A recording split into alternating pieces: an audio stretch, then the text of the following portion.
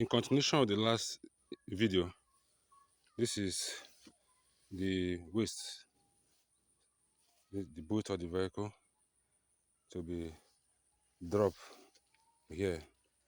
You can see the last one that was the hip. Some of our good farmers were here to do justice to them.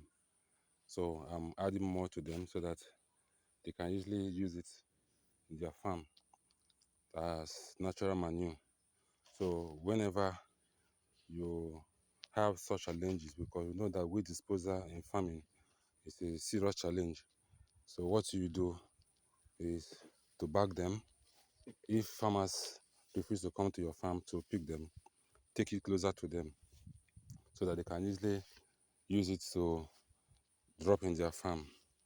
Thank you very much for watching. If you like the video, please kindly share to others. Thank you.